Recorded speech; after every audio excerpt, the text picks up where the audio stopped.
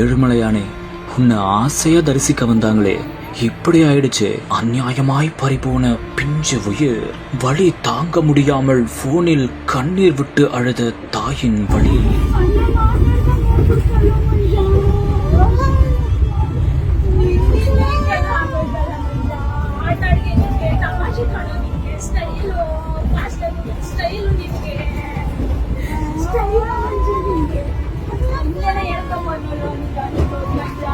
திருப்பதி ஏழுமலையானை தரிசனம் செய்வதற்காக பெங்களூரில் இருந்து திருப்பதிக்கு மஞ்சுநாத் என்பவர் காரில் குடும்பத்தோடு சென்றுள்ளார். அப்போது காசி பெண்ட்லா ஹெரிடேஜ் அருகே வந்தபோது ஓர் கோர சம்பவம் அரங்கேறியுள்ளது. மற்றொரு வாகனம் மீது கார் மோதாமல் இருக்க காரை திருப்பியதாகவும், அப்போது இந்த கார் கட்டுப்பாட்டை இழந்து மிக பெரும் விபத்துக்குள்ளானதாகவும் கூறப்படுகிறது. இந்த ஒரு சம்பவத்தால் பிஞ்சு உயிர் உள்ளிட்ட 2 பேர் சம்பவ இடத்திலேயே அநியாயமாய் உயிர் பிரிந்து சென்றுள்ளனர். மேலும் தாய் உள்ளிட்ட 4 பேர் படுகாயமடைந்து சிகிச்சைக்காக அனுப்பி வைக்கப்பட்டுள்ளனர்.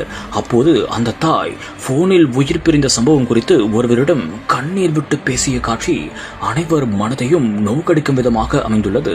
இந்த சம்பவம் தொடர்பாக தற்போது சந்திரகிரி காவல்துறையினர் வழக்கு பதிவு செய்து விசாரணை நடத்தி வருகின்றனர்.